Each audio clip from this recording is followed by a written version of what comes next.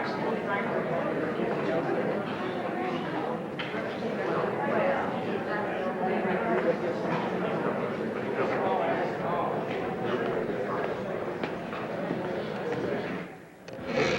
evening, everyone. I'm Bruce Dumont, President of the Museum of Broadcast Communications, and I thank you very much for joining us on this special seminar this evening. And we have a couple of announcements that I'd like to make at the beginning and ask if there's anyone who would be willing to be part of a test project we're involved in. If there's anyone in the audience that is hard of hearing, or if there is anyone in the audience who would like to be part of a test to see how these magical new headsets work, please raise your hand and we will have someone come down in the next couple of minutes and make these headsets available to you. Steve, am I doing the, we have somebody coming down. Just keep your hands up and we will ask for your comments and opinions at the conclusion of tonight's presentation. Couple of announcements. I'm very pleased to have in the audience this evening a number of visitors to this city. There's a conference in town, the Association of Moving Image Archivists from around the United States. They have been meeting for the last couple of days at in conjunction with the Chicago Historical Society and the Museum of Broadcast Communications over at the Sheraton Hotel. And I'm wondering if those guests might stand up just for a moment, just so we know where you are. And I think they deserve a round of applause. Let's welcome them to Chicago.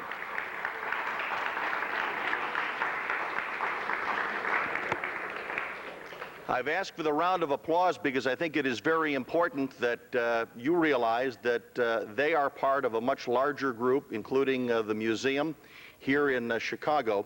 These are the men and women around the United States who are preserving America's film and video history. They are the people who are responsible for gathering the material, preserving the material, looking at the material, and making it accessible to the public. And again, we appreciate the work that our archivists do, and we appreciate the work that archivists are doing around the United States. So to our guests from AMA, we thank you very much for your work and joining us in Chicago and at the museum this evening. How many in the audience are not members of the Museum of Broadcast Communications? Okay, let me show you this little card here. This is our membership card. If you are not yet a member, we think it's one of the best bargains and best investments you can make. For $30, what you receive is you receive advance notification for all such sessions, and these sessions are available to museum members free of charge. They are also allows you access at any time to our archives. Use the archives without additional cost, waive the user fee, and also to remind you that our next sessions will be held on Saturday, November 20th. It will be images of working women. Diana Moldauer from LA Law and Star Trek, and McLeod will be our special guest that night. That will be at 6:30. If you are not a member, it is $25 for the ticket.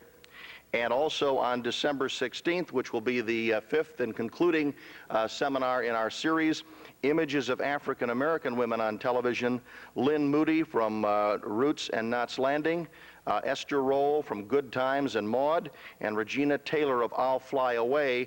That is our closing session on Thursday, December 16th. Again, that ticket is $25.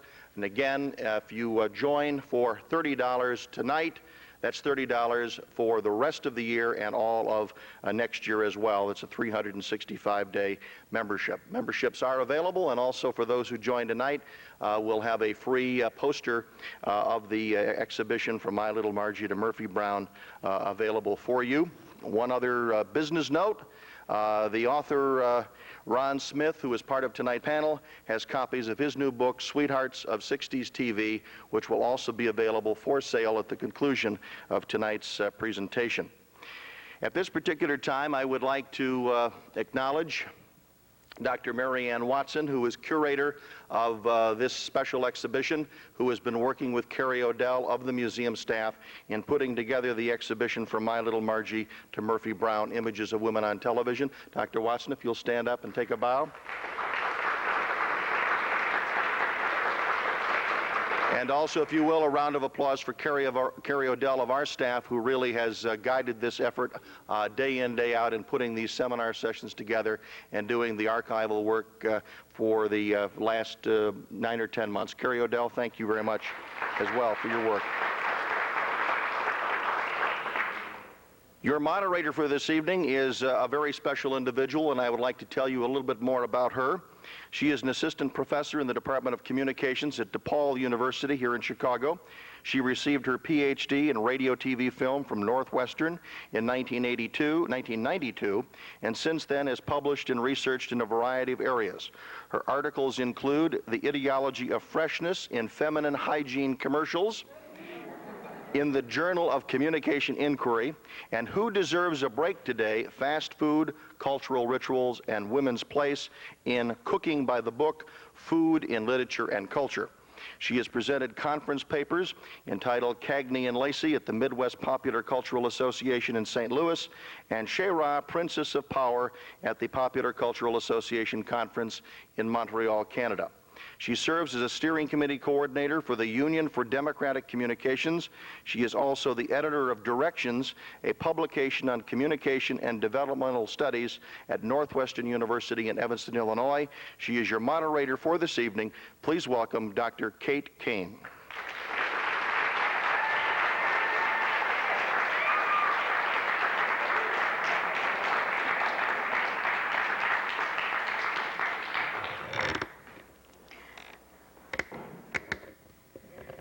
Thank you, Bruce. What is a super-heroine?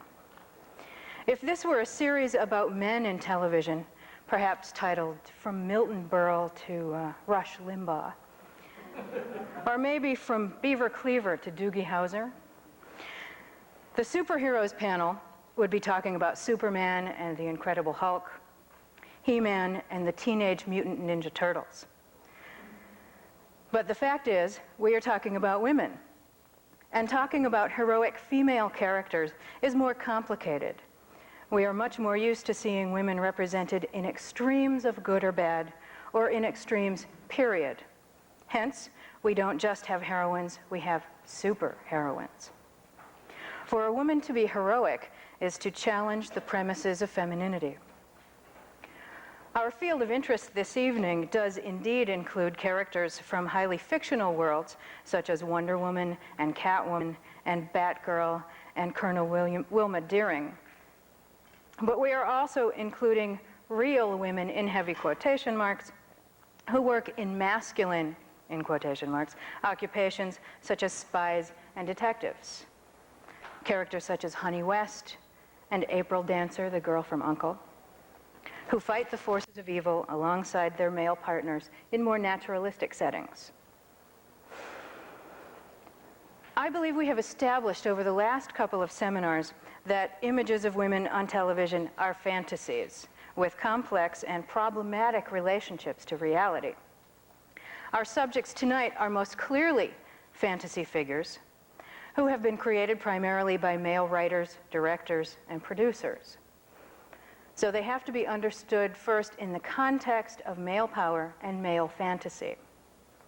On the other hand, these characters have unquestionably been identification figures for female viewers, and we must acknowledge that the actress's performance can add a female perspective to the character, and that characters do speak to real women. I think we like the way superheroines move so freely and confidently through space. Like Sheena, Queen of the Jungle, they are not afraid to go anywhere, even after dark. I think we envy their ability and their willingness to defend themselves physically, like Emma Peel in The Avengers. They fight back with grace and style. I think we identify with their refusal to be limited by conventional expectations. Like Julie Newmar's or Eartha Kitt's Catwoman, their sexual desire is self-defined. Their ambition is for themselves, and they don't do housework. I believe they are a fantasy of female power, of women being active instead of passive, motivated by their own desires rather than by other people's needs. But I keep coming back to the context of male power in which these heroines appear, and I see that they are ultimately limited by patriarchal expectations. The clearest examples I have of these are the characters with the supernatural powers. I Dream of Jeannie and Samantha on Bewitched. These are immortal women with virtually unlimited power. And the situations in their comedies revolve around containing that power, domesticating them through heterosexual romance and the suburban family. No matter what powers a woman may have, her ultimate happiness still lies in hearth and home. I think we still see this underlying message in contemporary programming in the characters that we now call super women. The woman with the high-powered career who manages a home and a family as well. Our newest fantasy figures are busy with work and domestic issues, or they are set in the future, as in Star Trek, where no one does housework, but where the physical and emotional well-being of the crew family are still the responsibility of female characters. But that's a discussion for our next seminar. Let us return then to the superheroines of the past to see what we can learn from the fantasy women of yesteryear. As you watch the clip reel, I will ask you to keep in mind this tension between the boundaries of what girls can do and still be good girls, and what bad girls can do and still be superheroines.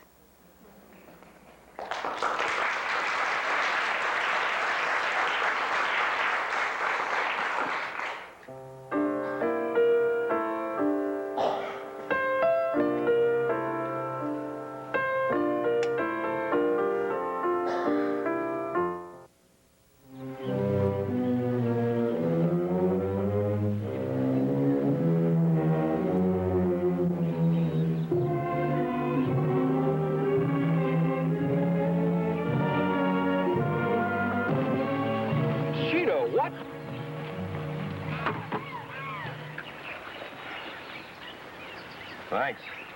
I thought some animal did that. He had me flat-footed. Who is boy? I don't know. Who are you, boy? What you looking for here? Unani, Habakonini. Not understand Swahili. Well, he must speak some language. Try Gober or Hafu. No. Boy's tribe from west, across Mayanga River. That's over 100 miles away. Are you sure? Clay from river. Cape Buffalo. Your hills in the Gomba. Well, I'd still give a pretty penny to know what I've got around here that'd bring a native boy over 100 miles. And then make him try to kill me. Well, we're out of luck, BATGIRL. $13,000 has already been distributed. To whom? To whomever came in today. Then that infected money could be anywhere in Gotham City right now. We missed Batman. 13,000 infected dollars have already gone out. What about the vaccine? Penguin beat us to it. And it'll take at least 24 hours before we can get any more.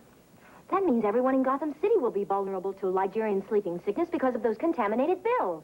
This is impossible. You're all infected with Ligerian sleeping sickness. Oh, you see, that's what happens, Pinky Pooh, when you send out a fly to do a man's job. That's right, Pinky Pooh. We're just sleepwalking. What do you say to a little sleep fighting, Robin? Huh. Good idea, Batgirl. Get down, Sphinx! Get down! Go, Hamilton.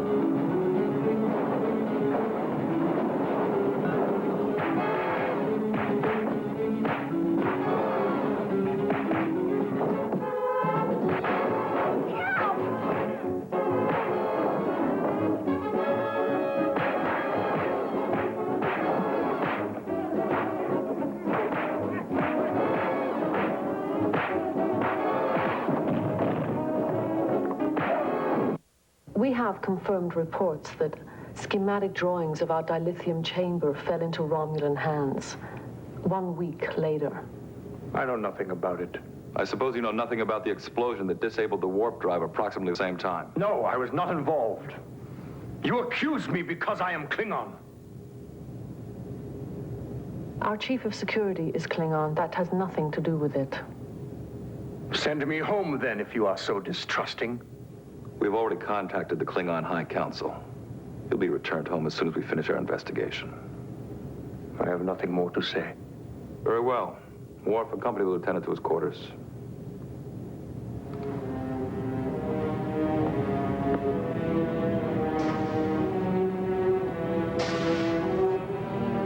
What do you think? It's hard to tell. He's very closed, but he is hiding something. Who are you, by the way? I hate being arrested by strangers. Honey West. Honey West. Well, well, well. The girl, private eye. Don't you know a woman's place is in the home? This is no time for a proposal. Just hand over the loot. Guess you can't win 'em all. Might as well kiss the lady goodbye. What lady? Just an elegant friend I had a kind of date with. Mind if the condemned man has a last cigarette? Go ahead, but no quick moves. Bet you say that to all the boys. Only you, lover. Keep talking. I'm beginning to get your message.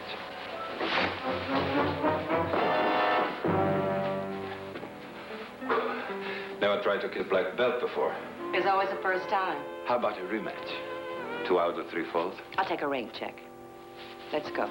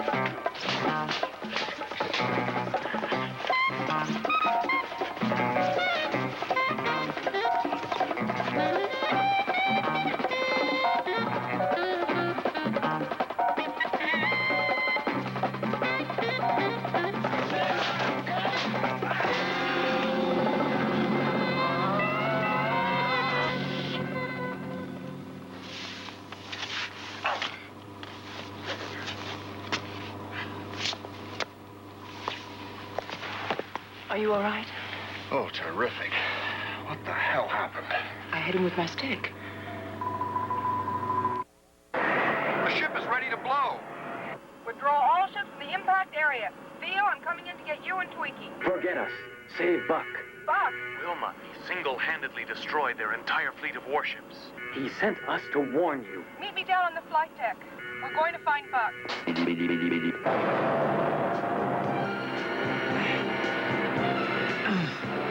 Emergency, emergency, emergency. Theo, Twinkie, over here. It's good to see you again, Buck.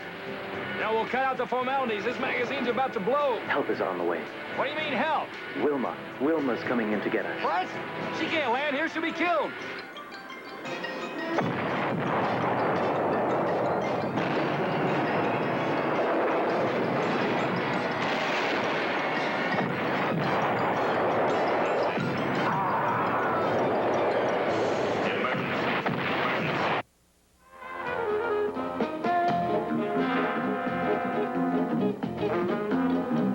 You've about reached the end of your rope, Sir Tara. Drop those guns against the wall. Do it!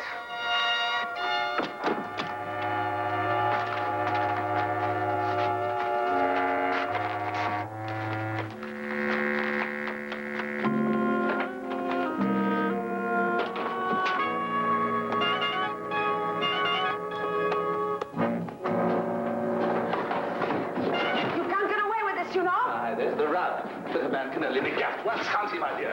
Can't he? And you won't be around to gloat over how you tricked me. I'm very sorry, my dear.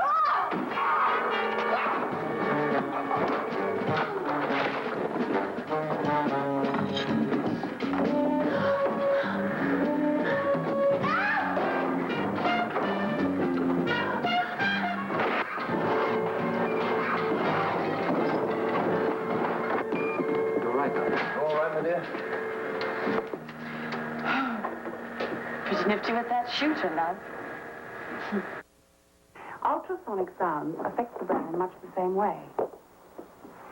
They've juggled the sounds around and come out with the right frequency.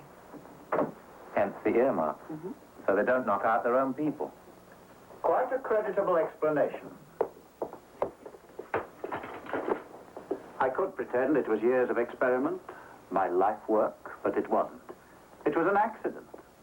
Found that by raising the speed of the drill, I could induce myself into a hypnotic state. I took it from there. Ultrasonic apparatus, high-speed drill. Simple, but remarkably effective. Don't you think? Quite remarkable, yes. What's the next step? An auction? 30 preconditioned brains to the highest bidder. Ought to make me a rich man. But first, I have to deal with you.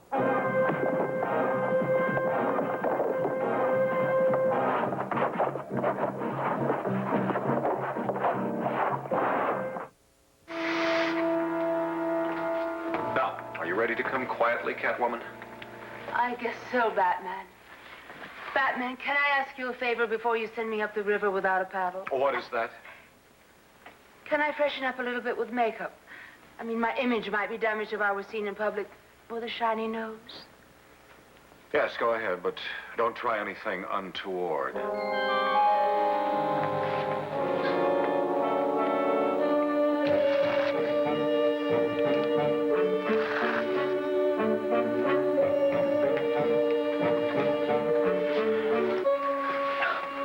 Holy Heidelberg, what'd you do that for? I'm afraid we've been drugged, Robin. I guess you can never trust a woman. You made a hasty generalization, Robin. It's a bad habit to get into.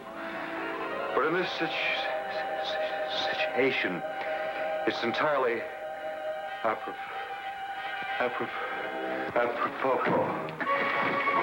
Barney, can you wire all that in one day? Let's rig a fireworks display right in front of the hotel. The Minguez's headquarters? Well, not unless I had all day to crawl around undisturbed. You will. Terry, once you're in the vault, can you safely remove the warheads from their container? Assuming I got that far, I'd be nervous. Those container locks are probably sequence coded and wired to the warheads. One wrong move, boom. We'll get the code from Dominguez. What for, a souvenir? Now, this type vault's ruining my business. It's unbreakable. No one could open it. I know, but all vaults are designed to prevent people from getting in. Terry, is there a chance of breaking out? I think so. Willie, those warheads weigh 200 pounds apiece. Can you handle it? Yes. And you, Cinnamon? My job's only doing what comes naturally.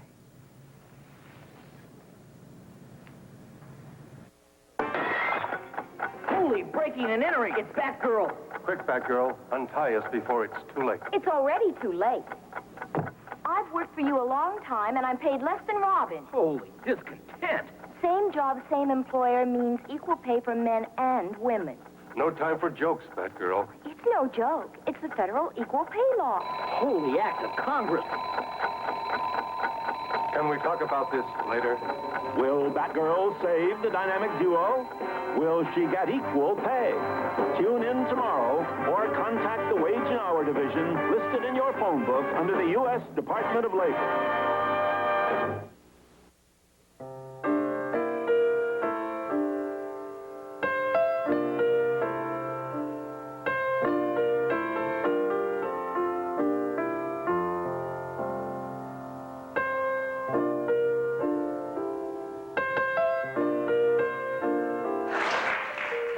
That last one was a public service announcement. It wasn't part of an episode.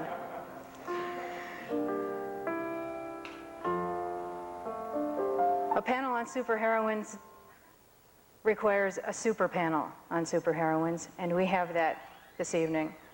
Although I do need to announce that Barbara Bain and Anne Francis were unable to make it tonight. I think you will see when we assemble our panel here tonight that we may have to open some windows, folks, because this panel is hot. Yvonne Craig was recently named by Entertainment Weekly magazine as TV's most classic sidekick. She will always be known for her portrayal of Batgirl, the character who transformed the dynamic duo into the thrilling threesome. Her career as a performer began in the dance world. You can see many of our panelists started as dancers. It's important to be able to kick when you defend yourself. She studied with George Balanchine, and at the age of 16, she danced with the Ballet Russe in Paris. Dancing led to acting roles in films such as In Like Flint and By Love Possessed. She co-starred with Elvis Presley in 2 MGM musicals, Kissin' Cousins and It Happened at the World's Fair. In 1967, she was cast as super crime fighter Batgirl, alias librarian Barbara Gordon. As a member of the Batman cast, she worked with such performers as Eartha Kitt, Milton Berle, Ethel Merman, Ann Baxter, and Vincent Price. Ms. Craig has many television credits. They include The Many Loves of Dobie Gillis, Perry Mason, 77 Sunset Strip, My Favorite Martian, Ben Casey, The Big Valley, The Man from U.N.C.L.E., The Wild Wild West, The Mod Squad, Star Trek, Kojak, and The $6 Million Man, and that's not an exhaustive list. Today, Ms. Craig lives in Southern California, where she produces and directs films, in addition to selling real estate. Sounds like a superheroine to me. Ladies and gentlemen, Yvonne Craig.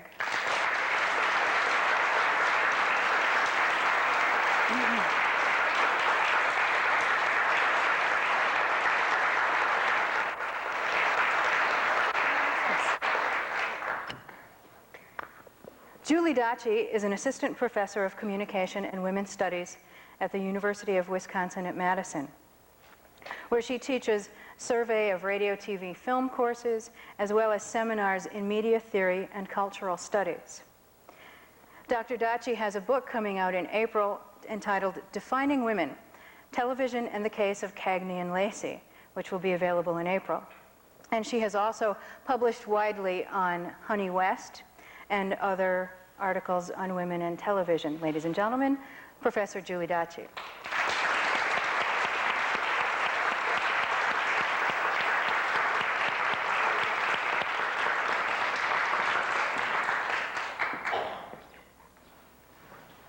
Erin Gray's early success as the face that launched some of America's most glamorous beauty products was already well known before she made the career change from model to actress. Her acting debut was a well-received starring role in the television miniseries Evening in Byzantium opposite Glenn Ford. Her next role in the feature film Buck Rogers in the 25th Century led to series stardom in the network series based on the film. Ms. Gray has starred in an impressive array of made-for-TV movies, including Born Beautiful, Laker Girls, Coach of the Year, Police Story, Perry Mason, and Addicted to His Love. And she has made numerous guest appearances on series such as The Rockford Files, Magnum P.I., Hotel, Murder, She Wrote, Simon & Simon, L.A. Law, and Evening Shade. You may also remember Erin Gray from the situation comedy Silver Spoons. She has performed on the stage in California Suite, 6 Rooms, Riverview, and Social Security, and on radio in a drama called Milford Haven, which is the first such program to be syndicated in the United States in many decades. Finally, Ms. Gray makes contributions to her community by teaching aerobics at the Crittenden Center for Homeless Girls, and by giving motivational speeches for athletes and entertainers for kids, and by being the spokeswoman against domestic violence for Haven House, another superheroine. Ladies and gentlemen, Erin Gray.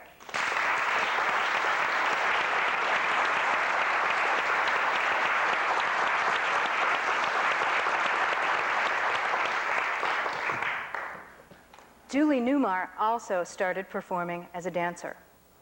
By the age of 15, she was already a prima ballerina with the Los Angeles Opera. She made her film debut in the MGM musical 7 Brides for 7 Brothers, after which she performed in a number of shows on the New York stage and won a Tony Award for Best Supporting Actress in the play The Marriage Go-Round. Ms. Newmar starred in the sitcom My Living Doll in 1964, where she played Rhoda the Robot. And in 1966, she was cast as Catwoman in Batman, a role she performed 6 times.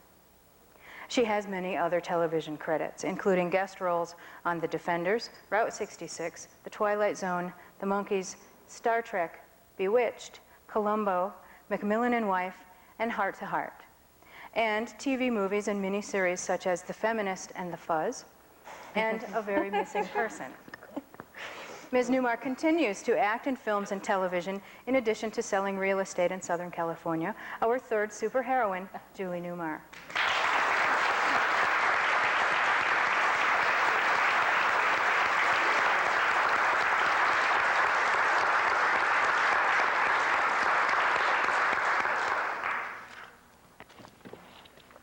Ronald Smith is the author of more than a dozen books and has edited 3 national magazines.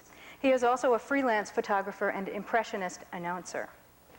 As a writer and photographer, Mr. Smith has interviewed and photographed a diverse group of celebrities that include Billy Joel, Meatloaf, Jackie Mason, Steve Allen, Phyllis Diller, and Rita Rudner.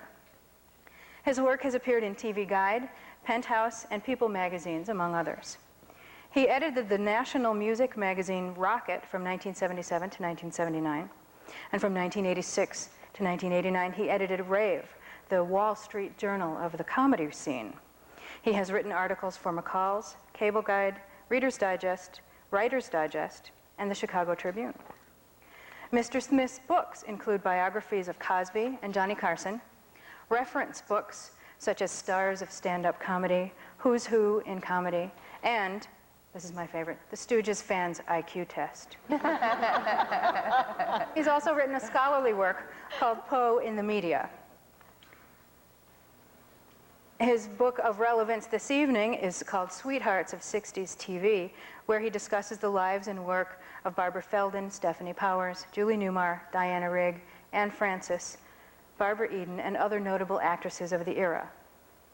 A man who appreciates a superheroine, ladies and gentlemen, Ron Smith.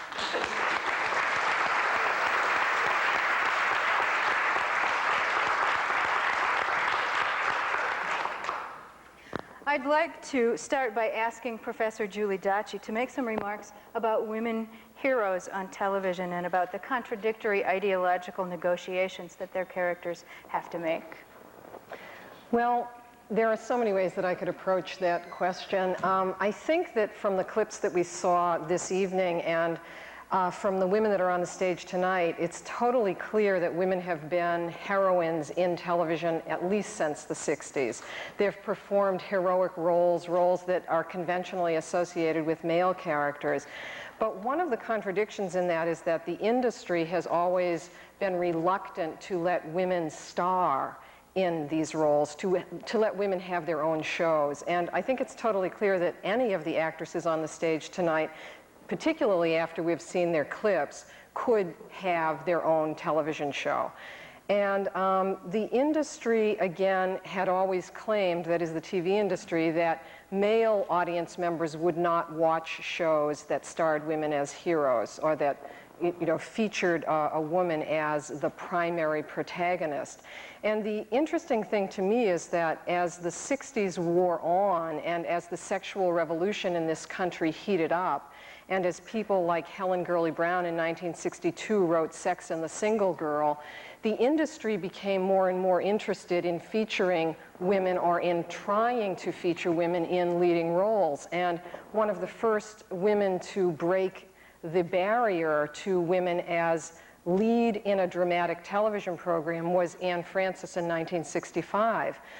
Now, the interesting thing to me about this was that I think the main reason that Anne Francis broke this barrier of a woman being a protagonist of a primetime drama program was that ABC was the fledgling network at this time. And ABC was trying to go out and attract an audience that CBS and NBC was not attracting. So they decided to program what was called in the industry at this time, they decided to program with what was called sexual kinds of programming. I mean, certainly not sexual by our standards today, but by the standards of the mid-60s. So they started with shows like Shindig and Hootenanny that were directed toward teens and young adults. And then they went into things like Peyton Place in '64. And so then it seemed ABC was willing to take a risk with a woman as a hero. And consequently, the Anne Francis role in Honey West came to the TV screen. But the contradictions, I think, that Kate was talking about are very evident in this because the industry wouldn't let her star by herself. So that even ABC, that was willing to take the risk with sort of a sexualized woman star, decided almost at the last minute that she had to co-star with a man. And so they put a male co-star with her, John Erickson, who played the character Sam Bolt, up against Anne Francis's Honey West. And what happened as the series progressed, it only lasted a year from 65 to 66, was that progressively Honey, who was a character who was totally adept at martial arts, I mean, Anne Francis didn't do all of her own martial arts. She had a stand-in do a lot of it. But nonetheless, I mean, the character was originally written to be, you know, a heroine who did a lot of physical daring do. But as the series progressed, she became progressively more a sex object. So she became progressively more, you know, sexualized in the conventional woman sex object sense. And Sam started to do a lot of the last-minute rescue. So she became the woman in distress, very much more than the original conception of the program.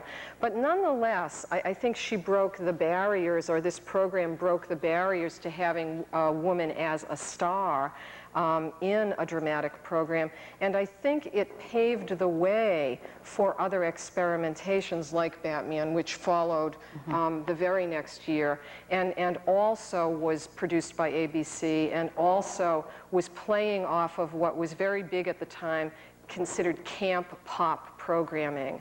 So, I mean, certainly Batman became the show that was the pop program par excellence, and allowed women to have, you know, these totally interesting roles that both of you played. But then what happened with a woman being the star of a dramatic program was that the network seemed to pull back on that. And of course, NBC followed Honey West also in '66 with Girl from U.N.C.L.E., which was a spin-off from Man from U.N.C.L.E., but it never caught on, and indeed they didn't give the Stephanie Powers character the kinds of roles that they gave the men in Man from U.N.C.L.E. She was a very, very low-key, muted kind of heroine who was also paired with a male co-star, and also pretty much set up as a sexual decoy in a lot of the programs, and never allowed to fully demonstrate her physical prowess or her protagonist status. And then what happened again in '66 was that ABC itself made the decision to go the route of the sitcom with women, and it followed Honey West with That Girl with Marlo Thomas, so that it backed off from women as protagonists of dramatic programs and went back to what has always been the tried and true genre for women stars, which is the sitcom. And I mean, I'll just stop with this one thing that, I mean, it's been amazing to me. I did my own count, so it's a rough count, that of the roughly 555 dramatic television programs that have been produced in this country from 1949 until 1991, out of the 555, again, dramatic TV programs, only 36 have starred women. And those 36 programs, it's astonishing. Whoa, I didn't know it was that bad. It's totally frightening. Yikes. And out of those 36, well over half of them only lasted maybe 6 months. Some of them lasted 13 episodes. Some lasted 7 episodes. So it's... Do you consider Buck Rogers as a starring female, or do you consider me a supporting character on that show? I mean, in other words, I think this is a really good question. On your survey, I'm just curious if our show made it on your survey. This is something that I've had to decide how I'm going to do this kind of a count. Right, right. So what I did was I took for the 36 any program where it was a woman-only protagonist. Well, now, I mean, where the woman was Keeley. Yes. Okay. So that I have... Buck Rogers didn't make it. All right. Right. That's the short of it. Here's how I did it. 555 total, 36 starred women, and I think 415 starred men, and the rest were co. Yes. Okay. Yes. Okay. But let me say that, let me finish there for now, and I'll just come in at other points. It's difficult to get to your question, though. It's difficult to have a woman play a conventional hero role on television because there are so many contradictions between our conventional notions of what femininity is and what television hero has to play, and the industry, I think, is very, very afraid of that. And so consequently, lots of them are portrayed as sex objects in addition to being heroes. Not only just afraid, but they're not knowledgeable. Yeah, and I have a thought about... The people who are writing the shows I was just or about producing to say, the shows. what happens is men are, by and large, the writers of these shows. Absolutely. And so it's their concept of what a woman can and should do, or what she should look like, or whatever. Yes. And so And usually they're as of a you certain get more age and more level, women too. who are writing for more and more shows, I think you'll see better written women, or at least more because we know what we're material. capable of, Yes. which is not just to be one-dimensional. And I see it happening, but it's so slow. But you know, happening, it really is. It's almost glacial in movement, but that's okay. At least it's still, you know, there's it's coming. some movement, yes. Yeah. Well, Ron Smith, I'd say that puts you on the hot seat. Well, I think the 60s really was the decade where women on television really took off. If you look at the 50s, there was Sheena, which was about it. You had 6-foot-tall women, Sheena, and then Catwoman in the 60s. We don't need that now. We have Janet Reno. So, so the 90s, you don't see as many superheroes as you did in the 50s and 60s. In the 50s, you had Lois Lane as well. She was an assertive newspaper woman. And well, she was there. Annie Oakley, Gail Davis was the first woman who starred in her own Western. Sheena, of course, really didn't do very much. She spoke like Johnny Weissmuller did, very monosyllabic. And she had a sidekick who was an Ivory Coast trader, which meant that he sold Ivory soap and Coast soap. I don't know what else he did. She also had a massive hairdo, and everything was skimpy. Well, Irish McCalla, she said she really didn't require a lot of effort, didn't take a lot of effort to be an actress on that show, which is why she's now a painter in Malibu and doesn't really talk much about that show. So you had to go into the 60s to really find a new type of woman. And there were not only superheroes, but there were women who, in very subtle ways, changed the image. You don't really think of Marlo Thomas and That Girl as being a show that was revolutionary. But it was the first time you had a single woman living alone anywhere. Absolutely, and I thought it was revolutionary. And that was a small revelation there. Ellie Mae on the Beverly Hillbillies was stronger than Jethro. Beat him up. Wrangler Jane could outshoot Captain Parmenter. And you had Samantha on Bewitched, who could turn her husband into a frog anytime she wanted to. Handy talent, handy talent. She could do whatever she wanted, but she never did. She was in the bottle a little too long.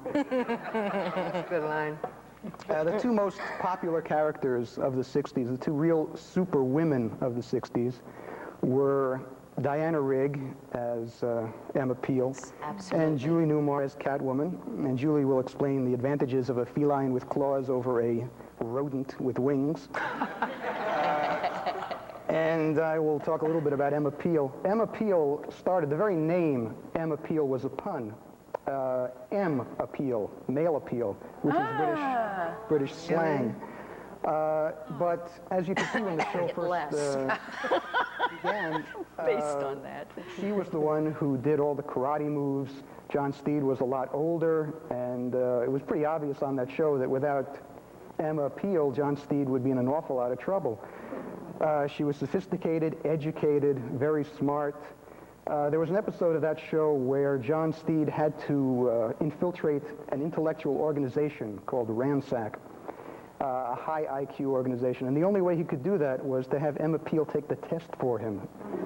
Otherwise, he wouldn't know. Where is this show? You know, we need this back. We do need it back. And the Avengers had 4 different women. It started with Honor Blackman, then Emma Peel, Diana Rigg, then there were 2 other actresses.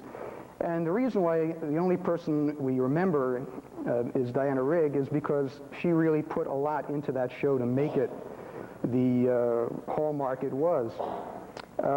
She was the first woman to do a nude scene on Broadway. No. Intentionally, yes.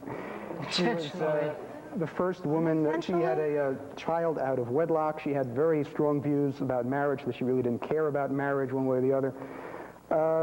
If you remember that show, she had an outfit called the Emma Peeler. It was a jumpsuit with white stripes. And this became a fashion trend. And she came to America and they said, gee, you know, this is wonderful. You have this fashion trend. And she said, yeah, but you Americans still don't allow women into your restaurants in suits. That's right. So she was, in her own little way, trying to break down a lot of the barriers and a lot of the stereotypes. You know, that was only mid-60s. I know. You know? I know. And now look at you. Yes. Yes. I'm accepted. So I think that those shows, in small ways and in big ways, had a lot of influence in their time. Forgotten. Yeah, that was great. Yeah. I always thought that Emma Peel was so, that the industry allowed it to go on because it wasn't producing it itself. It was a British import. Yes, and it was, yes. And I think so. That was part of the appeal because anything British had to be better. And have even to if sell. they didn't agree with the concept, it was still something that was unique, elevated. Yes. Yeah. And this wasn't an American girl. They even wanted Stephanie Powers over Mary Ann Mobley was supposed to be the star of The Girl from U.N.C.L.E., but Stephanie Powers had a kind of a quasi-British accent. She had a very strange accent. Yes, she did then. She spoke a number of different languages. Yeah. So that's why they picked Stephanie Powers. It was all that Carnaby scene of the late 60s. Yeah, with Rex Harrison's son. Right. With a definitely British accent. That's right. Noel. Yeah, Noel Harrison. Yeah. Can we move on now and talk about the relationship of your... You took the word right out of my mouth. You and I, we had the same impulses, Yvonne. Yes. Talk about the relationship that you performers had with your characters that you played, your superheroines. Why did you play her the way you did? Me, specifically. Batgirl, when we did the pilot, was supposed to have been not only equal, but better than the guys. I mean, she saved them. And I thought, ooh, I like this. And she was the exciting one. I played her, I didn't really know what I was doing. I didn't say, aha, this is my conception of what she should be. I just thought she was feisty and was having a great time. And part of it was that she was in on a secret and they didn't know, and it was just wonderful that, you know, she was tricking them and finding out all these things. If I now had to do Barbara Gordon again, I wouldn't have made her such a prig. I mean, that was the prissiest, most uptight girl I've ever seen, and actually, I must have been that way because, I mean, I was... Never. Yeah. I look at her and I think, oh, loosen up. But I don't know why she was that way. I guess because I was at that time. I mean, that was more of my character than they certainly didn't come to me and say, make her really prissy and a pain in the butt. And that's what I felt that, you know, as I look back on it now, I think, oh, this poor girl. But that's because women have advanced so, and I'm so pleased to see women that are 23, 25 who have a real sense of self. I mean, it's just amazing what the movement or whatever has happened. They've evolved into people that have a sense of their own space and have a sense of themselves. And I think if I were the age I was then now, she'd be an entirely different and much more interesting person, Barbara Gordon, than you know, she was. Maybe she would be a moving pictures archivist instead of just a plain librarian. Maybe.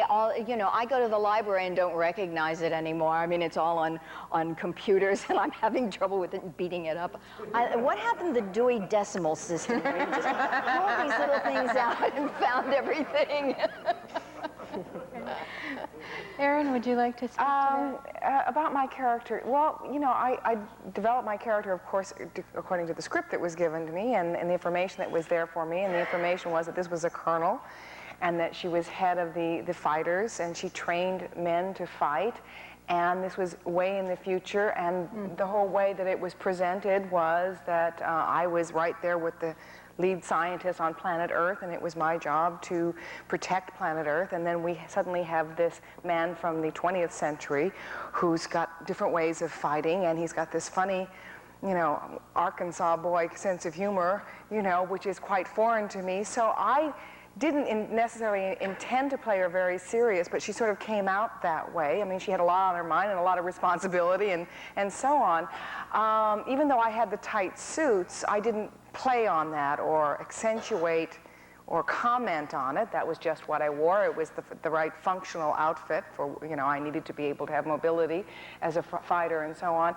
I was, however, very disappointed, and you and I talked about this backstage, with my character, because if anybody knows the series, it's very different from the first year than the second year. Colonel was, as I said, in charge of the fighters. She led the men. She had very definite ideas of how a raid should be performed. And suddenly this next year, you'll notice she's always on planet Earth. And suddenly every role she has, it was all from a very nurturing, loving position. Whatever loving role was needed for that episode, that's the role I played. I was no longer fighting battles, and I was no longer going undercover, and I was no longer, you know, doing the punch kicks and the martial arts moves. That bothered me, and what bothers me even more was that I allowed myself as a woman in those days to not speak up. Why? We had a new producer the second year. The show was in jeopardy of being canceled. And I knew that my job was on the line. And the producer took me out for drinks, and I learned very quickly this was a man who was very much into a traditional idea as to what roles women should play in life. And I knew that my character was the chance of disappearing. So I didn't speak up, is what I didn't do. I stayed passive. Kept your job. Yeah, I kept my job. And I had been asked, I had all kinds of visions. I didn't want to have the neon-colored outfits. I wanted bronze and silver, black. You know, I wanted to be more Catwoman, quite honestly. I mean, well, only because I like cats. I like the way they move. Kind of fits with me, you know. I like to sleek across, you know. I like to sit and wait for a while and then pounce, you know. I like to play with the mouse for a while. These things, I thought this would be great for the Colonel. But instead, you know, the next year I come back and I have this little white skirt. Oh. Coffee, tea, or me, sort of, you know. Tennis, anyone? Exactly, right. You know, and if somebody was wounded, I went over and said, "Are you all right?" You know, well, this is not the way the Colonel was designed in the first year. And also, there were problems in that our leading man saw himself no longer, let's put it this way, he saw himself more in a serious mode, in the sense that if you'll notice between the first year and the second year, the first year he was very funny. He was charming because he was funny.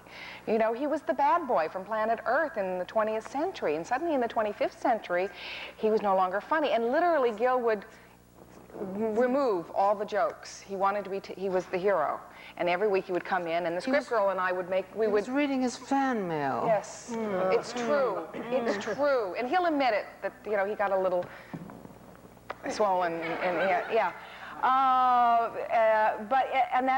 And the other thing was is that he wanted to be out there and on other planets, and he didn't want me along.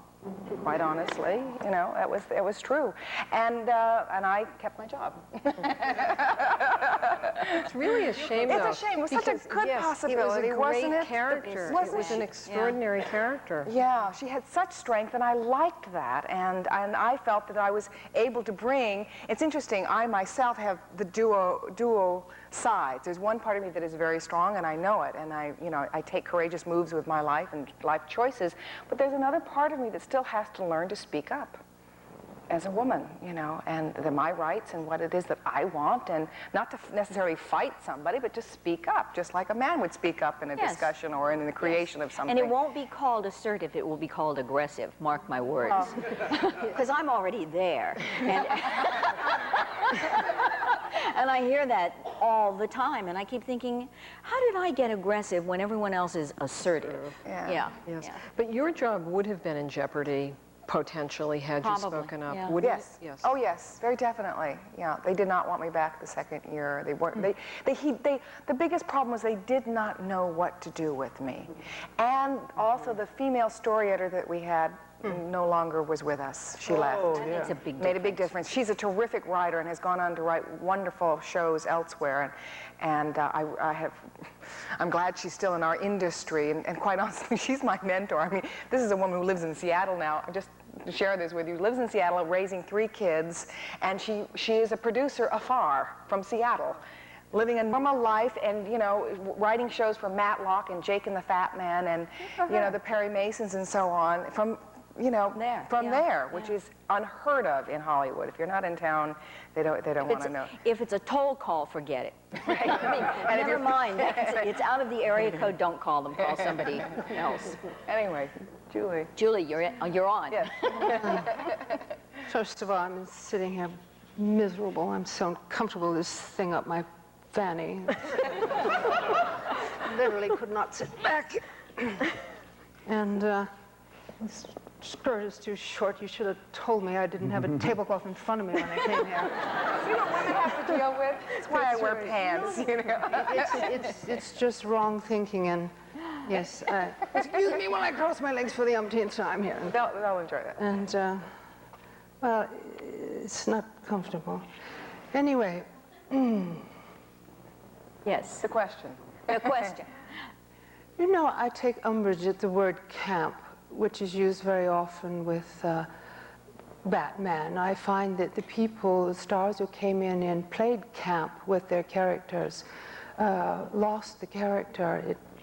They lost the interest of the audience, and I felt it very, very important to, as any comedian well knows, to play it very seriously.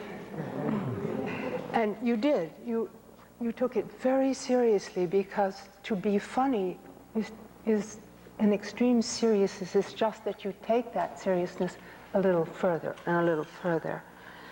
And perhaps the most important thing for me has been in acting has been the psychological underpinnings to accurately assess who and what that character does and thinks and wears and so on, so that there isn't anything I can't do out of that truth. And that's true. Also, I think, and my real love is being funny, is being a comedian. And I think that perhaps I've had that advantage from having been trained as a musician early in life. I played the piano. And when you look at my scripts, they look like piano scores.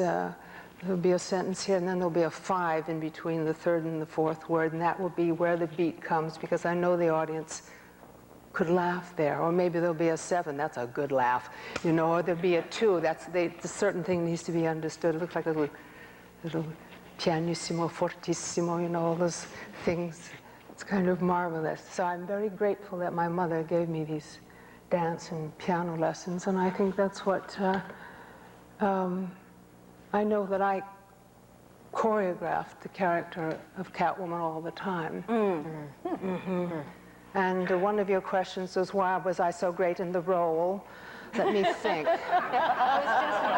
Oh, yes. I pride myself, even to this day, for doing everything in one take, rarely more than 2. And most often in the Batman show, you know, they shot those in 2 days. Really? Yeah. Oh, really?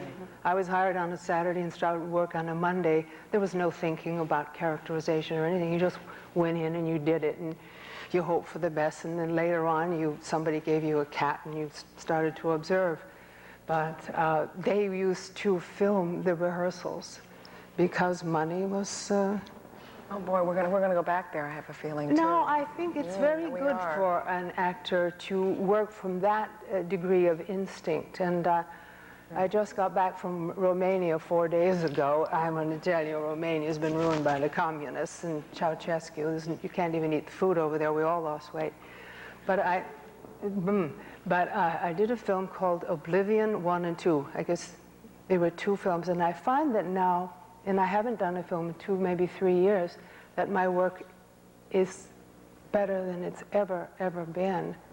Because there's something available to me now that has to do with just pure instinct, so that seconds before going into a scene, I can just plumb some kind of subconscious level that will just come up with uncanny business or things or behavior or reactions or whatever it is. And I feel that reward has been earned from experience, I suppose.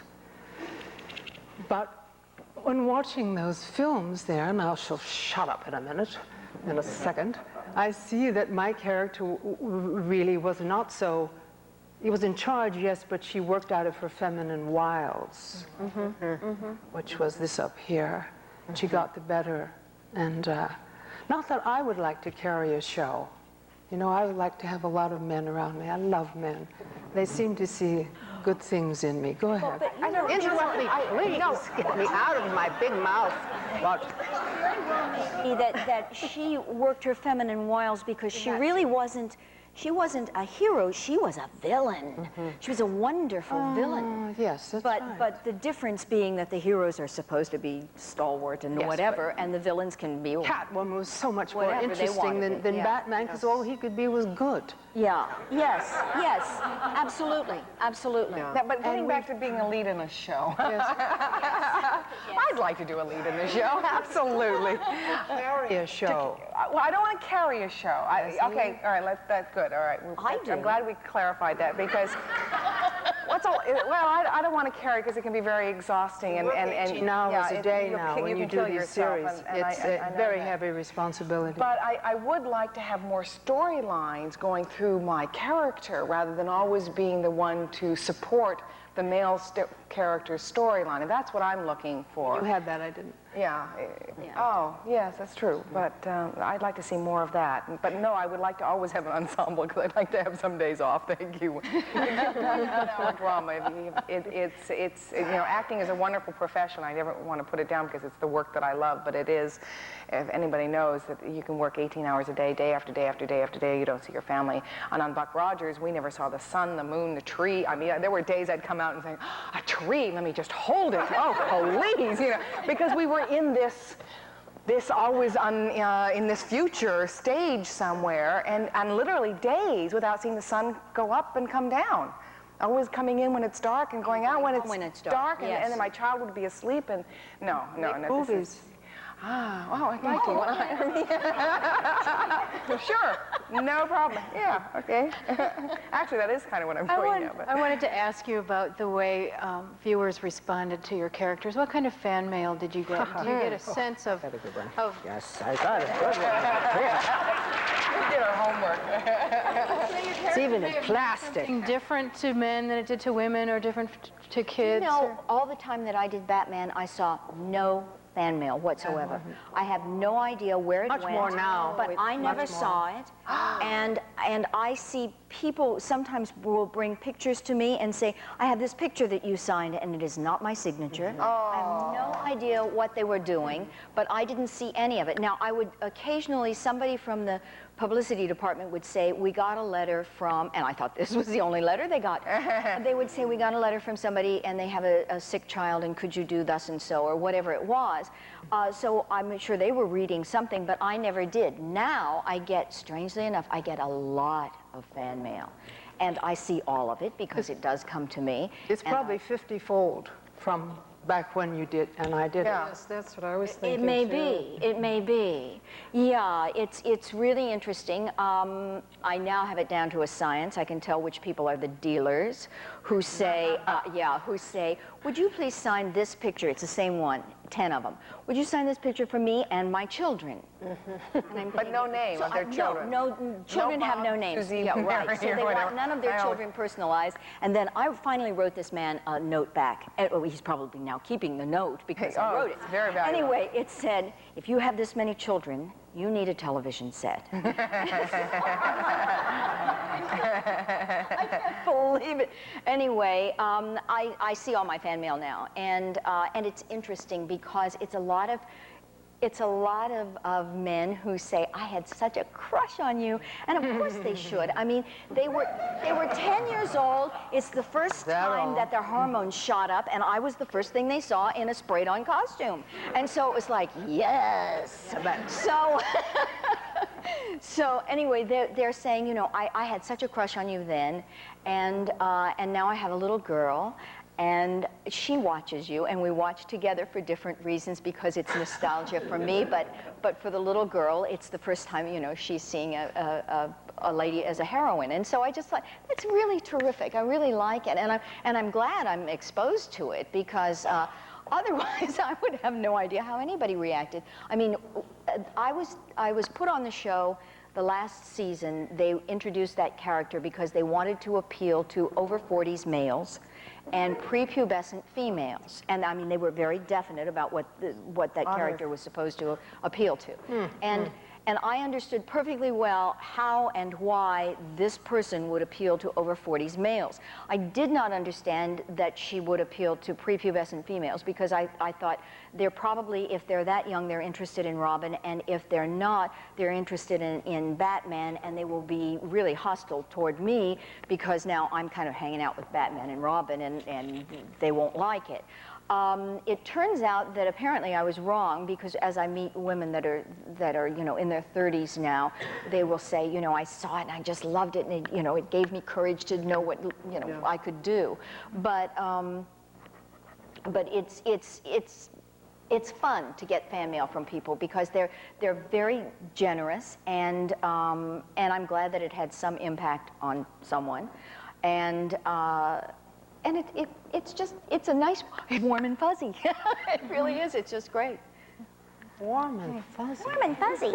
Warm and fuzzy. Those are like Julie Newmar, can we twist your arm and get you to talk about your fan mail? This is my favorite one because it epitomizes quite what you're saying, but more specifically for the Catwoman character.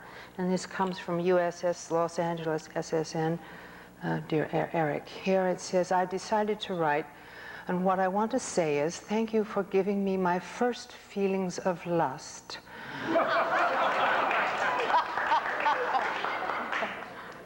Now, this is the important part. I was only around 5 or 6 years old. You see, I always thought they were at least 12 or 13. And then about 10 years ago, it became about 9. And then this one, you know, that's pretty nice, isn't it? And I was totally in love with you. Well, all that, you know. Yeah, it's very serious. Now, that's recent fan mail. Yes, recent. Did you get any of your fan mail when you were on the Batman show? No. Okay, well, good. I mean, I was hoping you didn't get it, and you got it, and I didn't. I couldn't figure out why. No, nobody did, I guess. I guess Adam didn't, and Bert didn't either.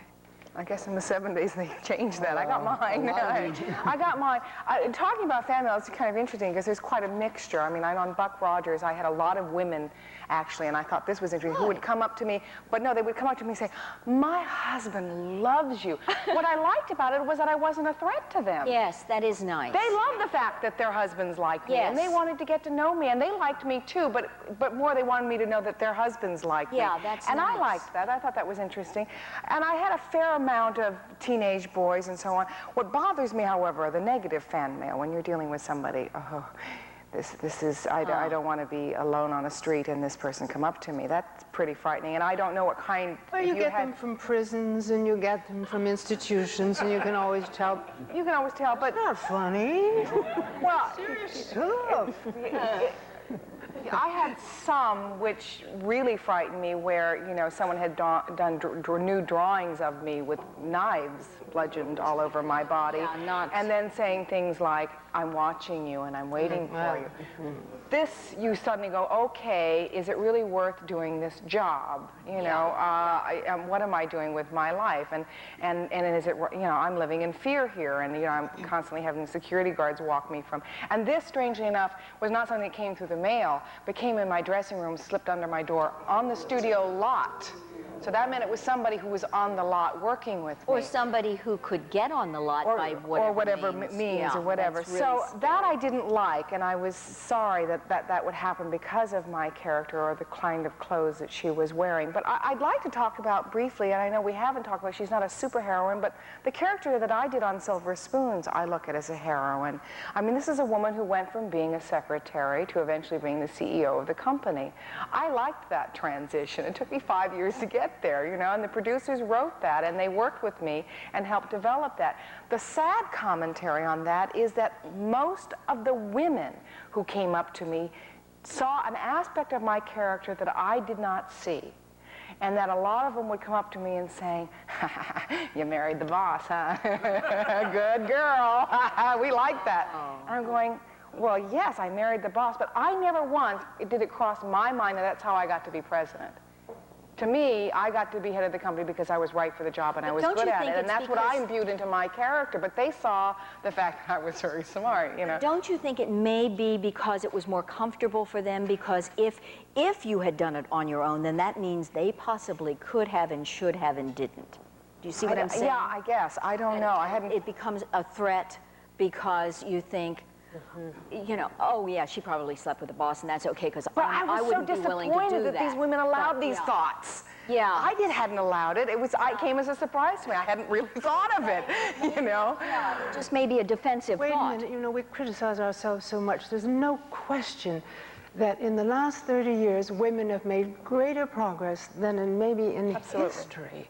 And I think men have seen us go from here to there, have maybe, you know, made a few advances beyond where they are, but I think, yes, we certainly have changed. There's no doubt about it. I know that when I was doing the film...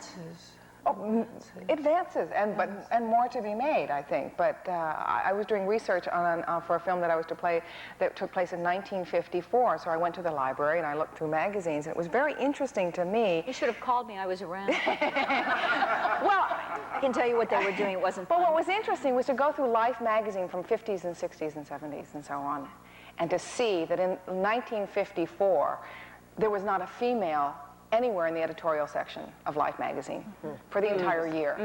The only time you saw a woman portrayed, she had an apron on and she was standing next to a washer or a dryer. I thought, this is very interesting. Yeah.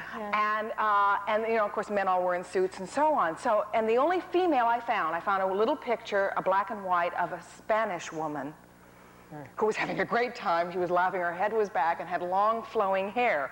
She was also, I realized, the only woman who had decided not to cut her hair in 1954. They all had these little bobs and button earrings and these little shirt... A poodle cut. Poodle cuts, a poodle yes. cut. Oh. You know, but so certainly, you know, so I went through, I decided to go through all the Life magazines, and it was a very interesting transition of how women were portrayed, where they were in our society. Suddenly they were in positions of jobs and in leadership, and in you know, where there was something going on in Washington, suddenly there would be a woman, you know, in the late 60s, and a couple women in 70s, and then, you know, and more and more. We need to advance to the audience question part of our evening before the evening gets away from us. So if you would please come to the microphone here to ask your question. Otherwise we can't hear you. It does mean you have to be visible, yes. Anybody ready to do that? Yes, and there's somebody there, and oh, no, I thought this lady was coming too. Go ahead. Yvonne, I read the recent Starlog interview where you said to the producer that you were, the producer would not allow you to actually punch any villains. Right. You had to do balletic high kicks. Right. Holly Horowitz. He was the father of 3 daughters. He did not allow them to cut their hair. and he was just apoplectic because during a hiatus I cut mine. And I figured, now I would never have cut the bat wig because, I mean, that was a character. But I figured Barbara Gordon is a person. So she can come in with her hair any old way, and her dad says, gee, Barbara, I like your hair, and you get on with your life. He was hyperventilating because I had cut my hair. But he didn't want her to do anything that he considered unfeminine. And all of the martial arts were considered unfeminine. And so what he really wanted her to do was to spin madly, and because I had a ballet background, he knew I could do it. And so he wanted her either to kick people or to spin madly or to skinny out from under them as they reached where she was gone. And all that, and he just thought that that was much more feminine. He was really serious about it. I mean, that was the only stipulation he made and I did all my own stunts. So it was the only stipulation he made when we choreographed, that it would not be choreographed in any, you know, kind of violent way. Now, what they didn't know, what the stunt people didn't know, and we never told them, is I am hideously nearsighted. But I can drive a car, and I've done all these things, and so I can judge distance very well. But if you say to somebody, oh my God, I can't see a thing, they're likely to either go back or forward, you know, to make sure that you don't hit them, and then you run into trouble. So we just never told them. And I never, what they know won't hurt them. Anyway, so it worked out all right, but it was somewhat limiting because, you know, there are lots of things you could do that would be far more interesting than you just keep kicking people. And I'll never forget, I went to a supermarket one night and a little girl came up to me and said, "Oh, Miss Craig, I'm so excited to meet you, and just every time I see someone kicked in the face, I'll think of you." And I thought, that is so awful. That's the impression I am now leaving, that you just kick people in the face. But my question is, assuming that both you and Julie have by now seen Batman Returns, what your perceptions of Michelle Pfeiffer were in her role as Catwoman? I loved her. I loved her. I didn't think I was going to, because I thought when they said they had cast her, I said, no, wrong, no edge. You know, I sort of saw Cher or I don't know, somebody like that.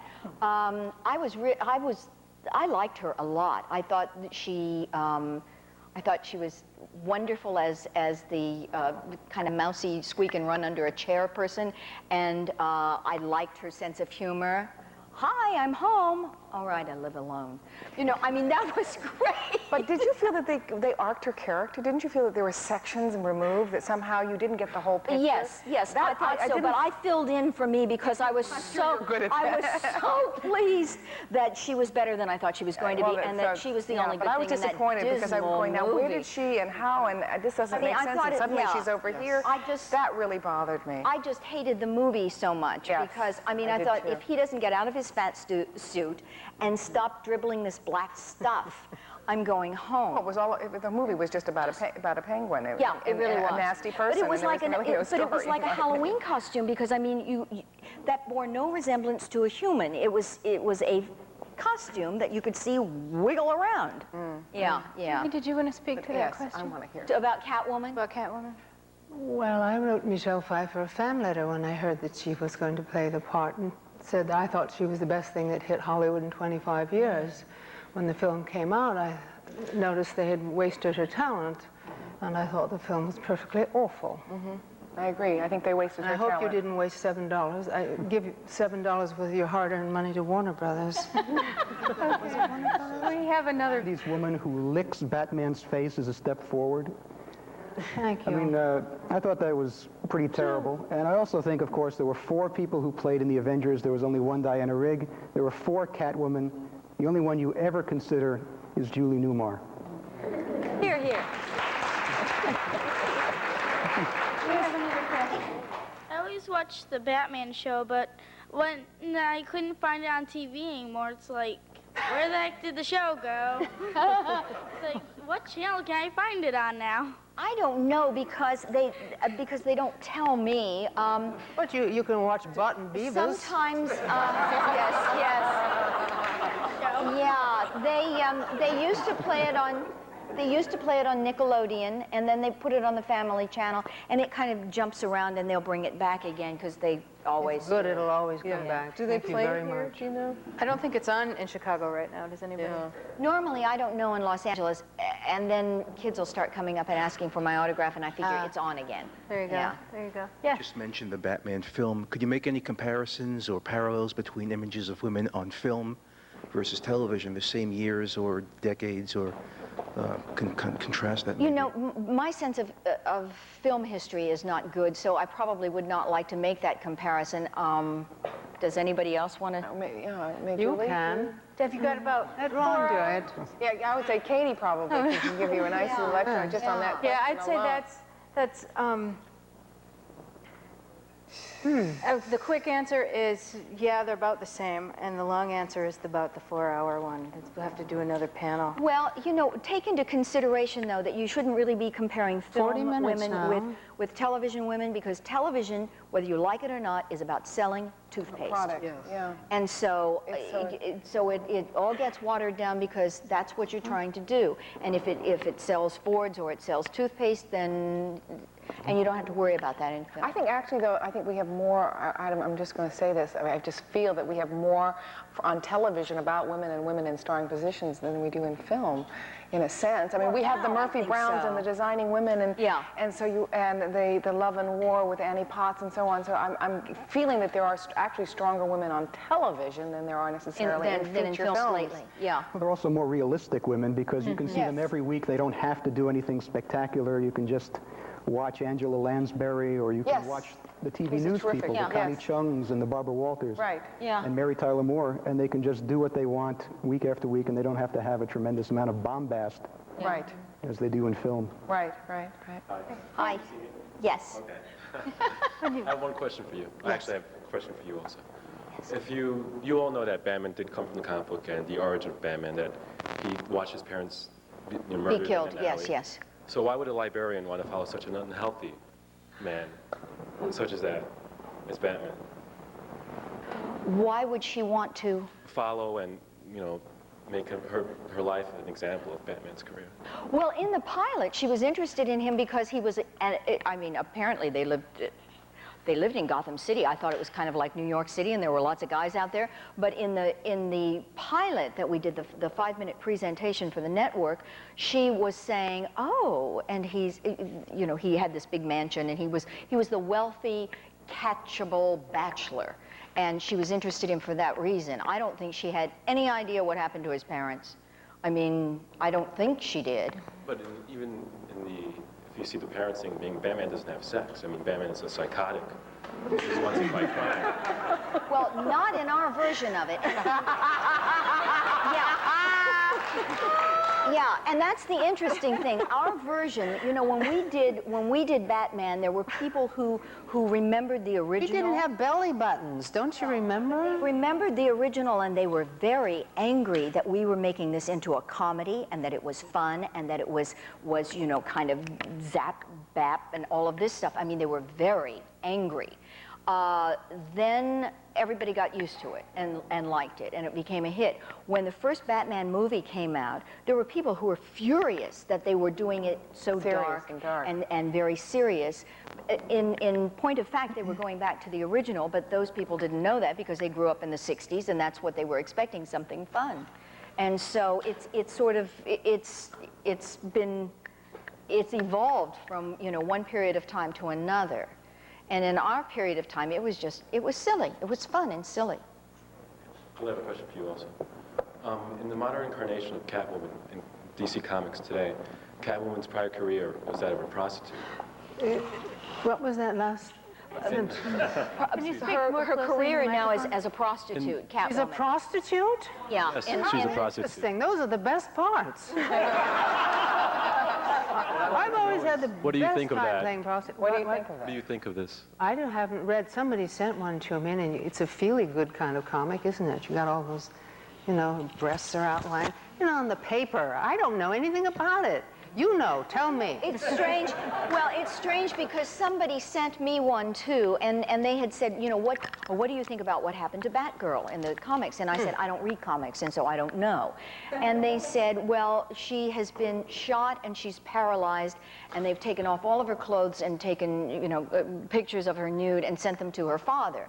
And I said, I don't consider this to be comic. And I don't know where they've gone, but I think that I don't mind if they kill her. I don't mind. I don't mind because life and death are things that happen. But to play to the most base, horrible, maiming and mutilating and doing all of these things, I think there's something really sick about that. And these are supposed to be publications for teenagers. Well, it's rather having killed strange. Catwoman. You can't make much money dead. Yes. A couple of years ago, Julie Newmar and Miss Craig, Adam West, and Burt Ward got together in Culver City to do a revival promos for Box 32. Wraparounds, yeah. What was the feeling when you walked on the set and they recreated some of the sets that you had from the TV show? And what was it like to show up and do these promos for people you haven't worked with in almost 25 years?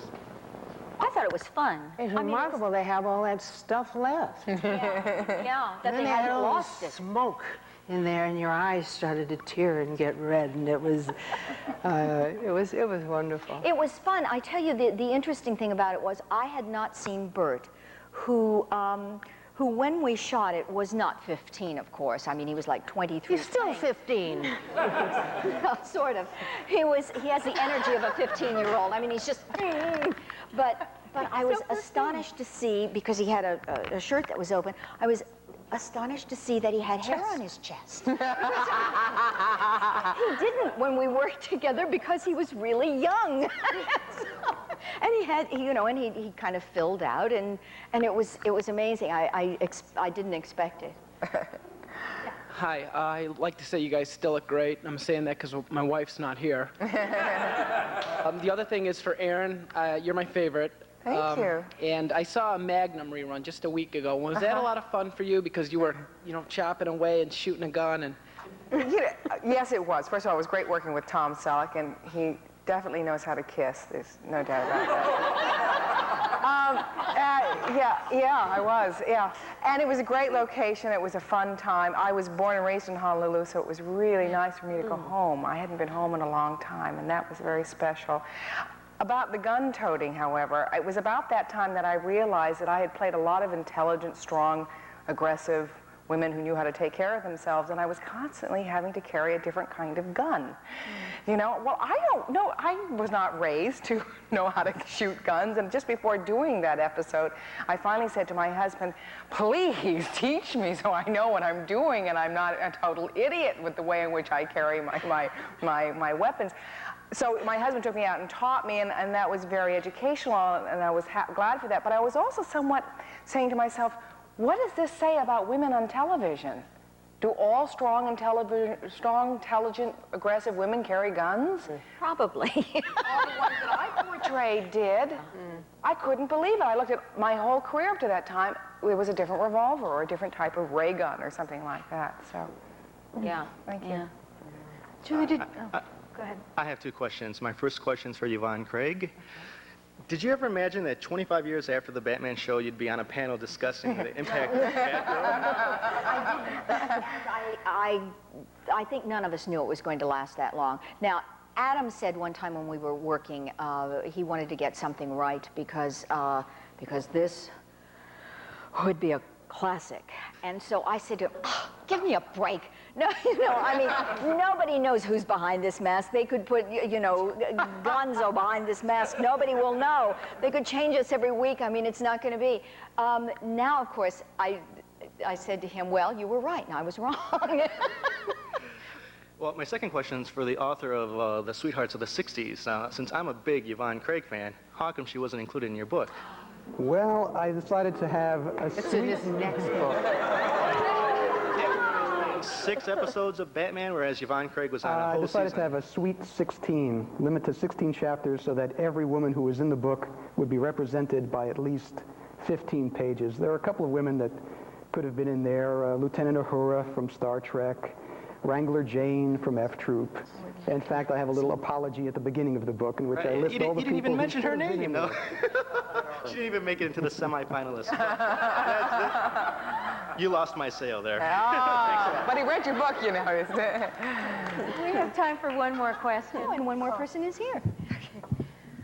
In the context of your superheroine characters, do you feel that your characters were super feminized, sexualized, and fetishized in order to anchor your male co-stars' heterosexuality, or to anchor your own heterosexuality and avoid lesbian accusations?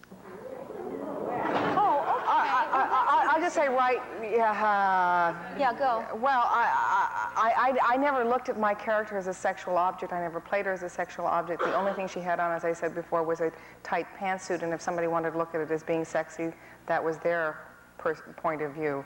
So I didn't look at it as anchoring for anybody. It was what I needed to wear to do the job. Yeah.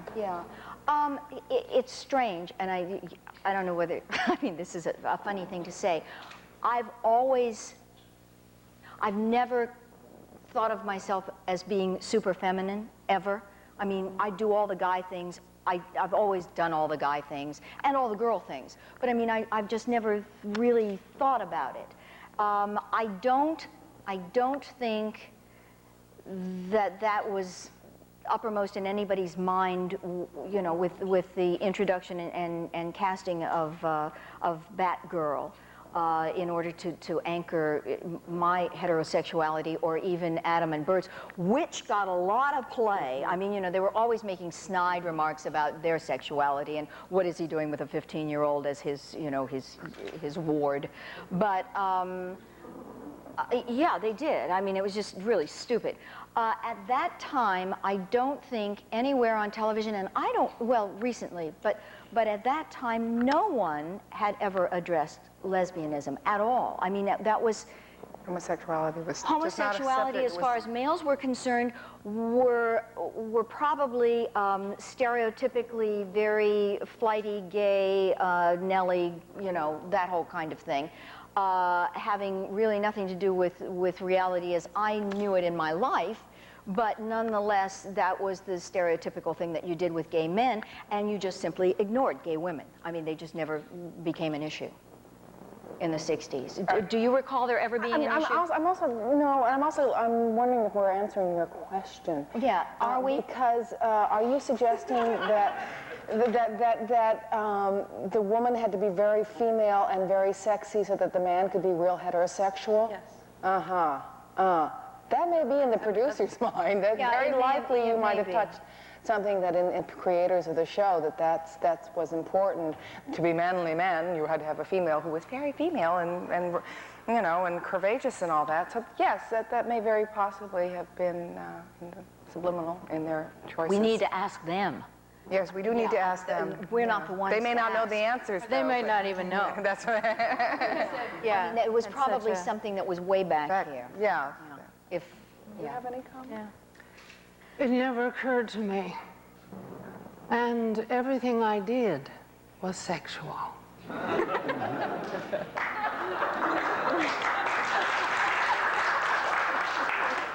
And that was not bad, that was good. Because I don't know, I think it just comes from a place of pure energy. But if I may say so, today I have a sister-in-law who is not married to my brother, who is gay and a leader of society in San Francisco, who ran for congressman. And the lady, the girl that he had a child by, this absolutely exquisite child, has had her girlfriend, and there's 2 fathers and 2 mothers.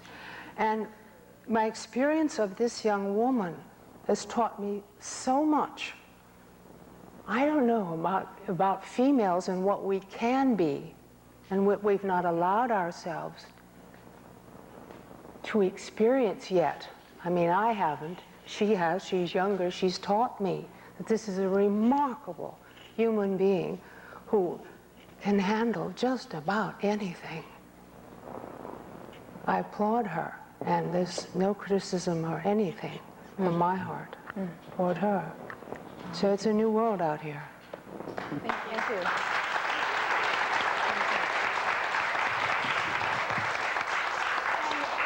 On that note, we will conclude our panel this evening. Let me just say that I think Well, I had this 45-minute discussion on the violence I was going to do here. I made all these pages. You see? Thank you. in about 20 minutes there will be autographs being done in the next store out there, and you may perhaps also hear Julie Newmar's discursus on violence. You don't.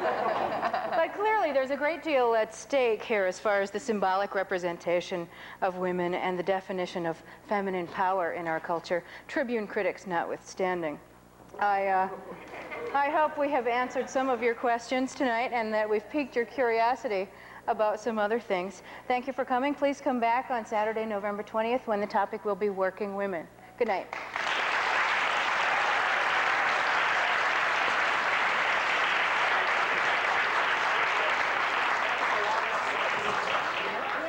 I don't usually stay seated that long. Well, I said that walk was a this way, lovely, and then that you was say, a "I don't lovely, think I can." lovely speech you